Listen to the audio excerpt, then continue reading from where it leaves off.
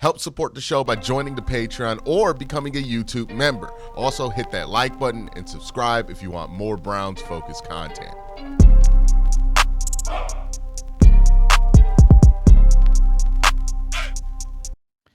How's everybody doing? Everybody doing okay? It's been a week. I'm going to get up, walk around, switch it up. Maybe that switch up the energy in here. But I'm gonna just wrap that cable around me because my mic's been not working all week. I've been having to do a bunch of hot fixes.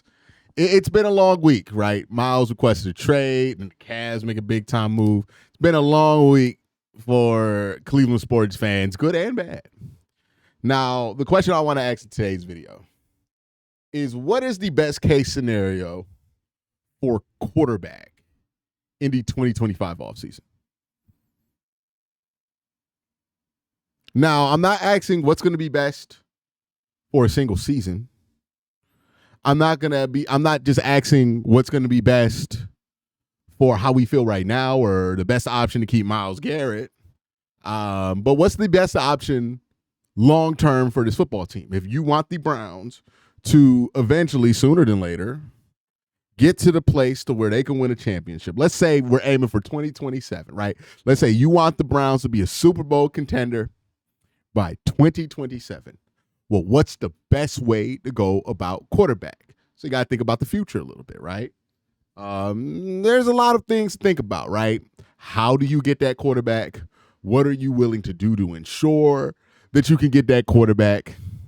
We first have to ask the question. Realistically, how much should the Browns commit to winning right now? Now, here's the thing about where the Browns are.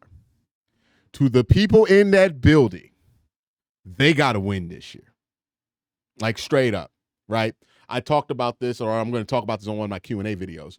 But the whole benefit of having continuity is not just so you can have the same people be here every year, right? The benefit at continuity is that you allow a culture to be built, a backlog of success to lean back on and to plan on, right? If you've had success running your offense a certain type of way, then you're going to have a really good idea of what players are going to work in your offense if you have continuity. That is why continuity is important for player development. That is why continuity is important for team culture. That is why continuity in the teams that win tend to have continuity in some form or fashion, whether it be in the front office, whether it be at the head coach level or at the quarterback level. You're not going to find a successful franchise without some form of continuity. But the thing about continuity is you have to have success to maintain it. One, yes, obviously to make sure that the people who are supposed to be providing that continuity don't get fired by ownership. You have to win games. That is the obvious part. But also to make sure you can do things like build a culture, because there is no culture on a sinking ship, right? If the ship is going down and a sinking ship is a 2-win team, there's no culture. There's no playing like a Brown. There's no Cleveland Browns way when you stink to that level. There's just the fact that you stink. And if the Browns have one bad season where they stink, that's been survived before. But 2 back-to-back seasons where you stink, you can say goodbye to any kind of culture that you were building. Everybody's going to be gone. You're going to have a fire sale. You're probably going to have to let go of your head coach GM because at that point, the continuity is dead. So if you care about continuity, and not just continuity for continuity's sake, but continuity to be effective, the Browns have to win games this year. Now, they don't have to win the Super Bowl. And, depending on how the season goes, they might not even have to make the playoffs. But winning games this year, it matters, right? And that's my issue when people bring up tanking. A lot of time people bring up tanking as if it is this strategy that nothing else makes sense, right? Once you get to a certain point, you must lose all of these games in order for it to make sense.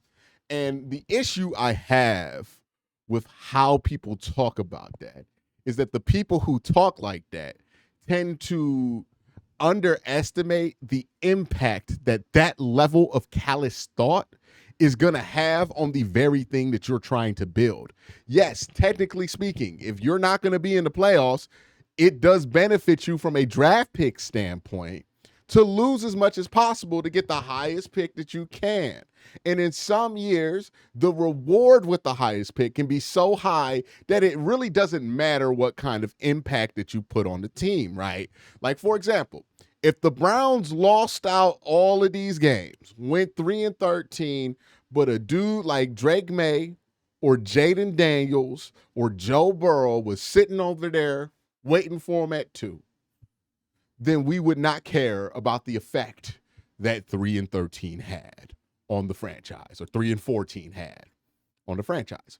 We would just be excited that we're getting a franchise quarterback. Now, if we look at the Browns' current situation, the effect of going 3-14 is a little bit more severe when there's not a quarterback at the top of that draft conversation, right? Because Abdul Carter, like him a lot, think he's going to be a great player, but it doesn't really make up for going in 3-14, because you can go 3-14 with somebody like Abdul Carter, where the belief is if you have a good quarterback, it's going to protect you from bottoming out that poorly. And we'll talk about whether there's going to be a quarterback next year that's going to be worth that kind of level of tanking for, because it's a real conversation you had to have. If we get 3 months into the college football season, it look like Arch Manning about to be another one of them Manning brothers, or that it looks like Lenore Sellers about to be one of those guys that you got to take at the top of this draft, then you do have to entertain the conversation of losing as much as possible, because that reward might be worth it. But for every other situation, winning has so much more value than people who say tanking give it credit for, right? Outside of that specific scenario, winning does matter, right? Winning, even if you're going to miss the playoffs, matters. Making the playoffs, even if you're not going to win at all, matters, right? Because if you're trying to build a culture, if you're trying to develop players, you need these parties to buy in.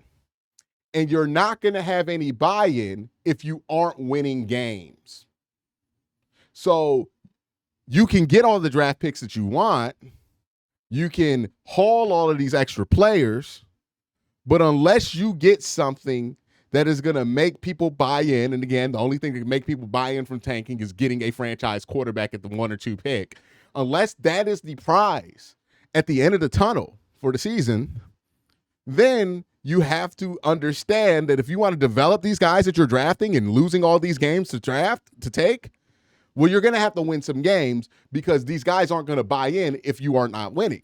Think about it like this, man. Don't win games, you don't get the same level of buy-in. You don't develop these players to the same level. And yeah, you're getting these early picks, but it doesn't really matter because you're getting constant turnover and all of this other stuff that does not help you develop these players. So the Browns got to make that decision, right?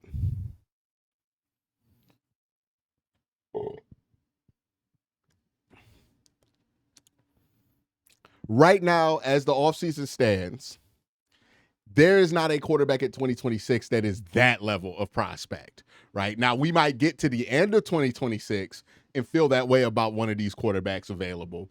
But the way that, like, people after Trevor Lawrence's freshman year declared him the first overall pick of whatever draft he was going to come out of, or the way that people declared Andrew Luck that after his freshman year in college, that is not where we are. The closest thing to that is probably Arch Manning, but Arch Manning hasn't played enough football to have that declared about him, right? Like, people think that's going to be the case simply because that's a Manning, right? And the Manning brand name in football is the most valuable brand name in all of football. It's literally never lost, right? Both those quarterbacks under the Manning name, Super Bowl champion, and Arch Manning, Archie Manning was a franchise quarterback for the Saints for a long time. So it's not going to take much for people to get Arch there, but as we're standing right now, he just hasn't played enough football. Like, Trevor Lawrence played a whole season, and then people declared him the number 1 overall pick of whatever draft he comes out of. We're not there yet with Arch. We don't even know if Arch is going to come out in 2026. So given that that's not where we're at, with the quarterback position, given that we are at a different place in this draft where I do think there's going to be quarterbacks, but I don't know if this is going to be that mad rush to get one or two that it was with Caleb Williams, another guy who, after his freshman year, people pretty much declared the number one overall pick of whatever draft he was going to come out of. Drake May had similar hype around him. So this is not one of those years where it's like obvious that, hey, you got to just suck next year to get one of these guys.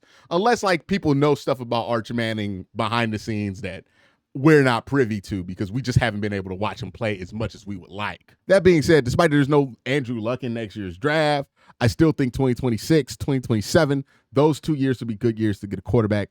So anything I do in 2025, I would want to remain flexible for those years to get a quarterback in one of those 2 seasons, right? Like that's what matters to me. I want to be able to win games, to build a culture and continue building a culture, to have the continuity that I have right now matter. So winning does matter to me this offseason at the quarterback position. So I need a quarterback I think can win games. And I need a quarterback who also does not require me to commit long-term to in order to make this happen.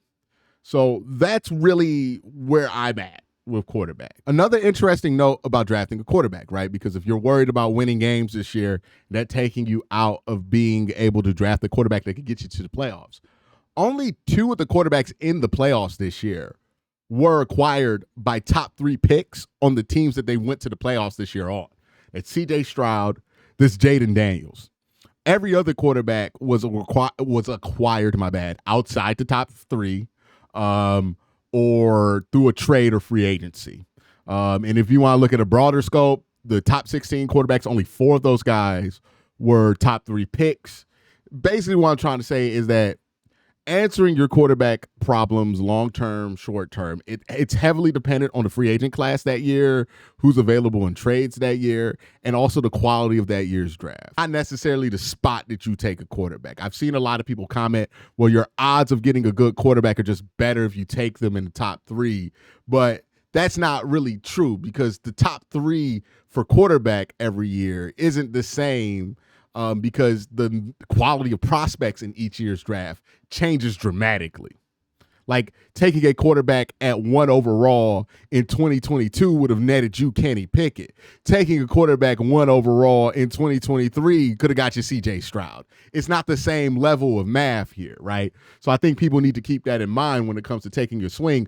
When you take that swing matters, and the quality of prospects the year you take that swing matters. And this is a year where most people universally agree it's a down year for quarterback prospects. I don't think this is a year you want to swing early for a quarterback when it's a down year. So to me, I need a holdover. There are 3 ranges of options here at quarterback for the Cleveland Browns in the future. You can get a cheap option, right? And the cheap options this offseason are likely to be Kirk Cousins, right? If he gets released from Atlanta, he's going to sign for the vet minimum. You're not going to have to trade any draft picks for him. He's not going to have a bunch of guaranteed money owed to him. It'll be the same exact idea that you had with like Russell Wilson in Pittsburgh last year, where you sign a guy, he's going to be cheap. You're not taking the brunt of the cap hit for it at all. And he is a guy who has been a starter, so you feel good about his chances to hold you over for at least a season or 2. Other guys in that category, but significantly lower than Kirk Cousins, Jacoby Brissett, Joe Flacco. I see Kyle Trask as like your Justin Fields replacement, or you could draft somebody day 3, right? Like those are the cheap options at quarterback. The mid-range options, Justin Fields, who's projected to get about $9 million in the open market. Malik Willis, who would cost you a day 3 draft pick, and probably an extension, and then a day 2 quarterback pick. So picking a quarterback round 2 or 3. And then the expensive options at quarterback this offseason are I'll do this by order actually. The most expensive option, and I'm not just saying exclusively this is going to be expensive because it's going to cost you a lot of money, right? The money for Sam Darnold is going to be more expensive than who my number 1 guy is, but the price to get this guy is going to be a lot more expensive. So the most expensive option you can get is Kyler Murray. He's under 30. He's a young quarterback, And it looks like the Arizona Cardinals don't really want to commit to him too much longer. So you could trade for Kyler Murray. That's going to probably cost you a couple first-round picks to get Kyler Murray. And that would be very expensive, not just his contract, but also the assets that you pay to get him. That's the most expensive option out there. The second most expensive option would probably be Matt Stafford, who still has a contract you have to pay out. Plus, you would probably have to give up like a third and a fourth or maybe 2/3 for Matt Stafford. Like the price isn't going to be dirt cheap for him. Geno Smith, not an expensive contract, but probably, a similar price to Matt Stafford to trade and pry out of Seattle if they want to do it. Then you have Derek Carr. Contract is expensive, but the price to get him would probably not be that expensive if you're willing to take on that contract. And then Sam Darnold, I think he's tied with Derek Carr because you would have to pay Sam Darnold at least like $20-30 million, but you're not giving up a draft pick to do that. Let me make a addendum to this list. So in between Kyler Murray and Matt Stafford, that's where I have drafting a quarterback in the first round. That would be the second most expensive option. Not because it's going to cost you a ton of money, but it's going to cost you a lot of time if you take a quarterback in the first round this year, because you're also saying to yourself, hey, we aren't going to draft the quarterback in 2027 or 2026, or at least 2026, right? You're basically punting the 2026 class to spend a year on a quarterback that you draft early first. I know I've seen some people in the comments suggest that you could draft the quarterback at 2 overall this year and still draft the quarterback next year. And yeah, you could technically do that, but you should be fired if you're willing to take a quarterback at 2 and give up on him the next year, right? Like that's nobody who has any interest in keeping their job is going to operate that way. So if you draft the quarterback at 2 overall, you're going to commit to him for at least 2 years. That's the reality. You're punting the 2026 class and likely punting the 2027 class.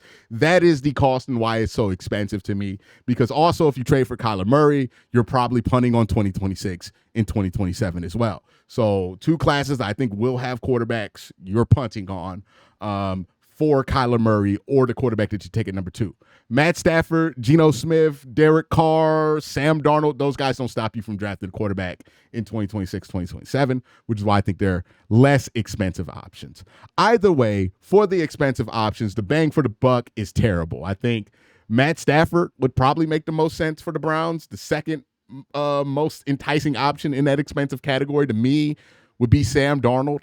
Nothing in the mid-range category feels great. Like I would like to pair something in that mid-range category with a cheap option, but I wouldn't I wouldn't want to sign Justin Fields for $8 million, be like, all right, that's my starter, and like have no backup plan, because Justin Fields is not the level of quarterback where you could just go into the season, start him with no backup plan and think everything's going to be breezy.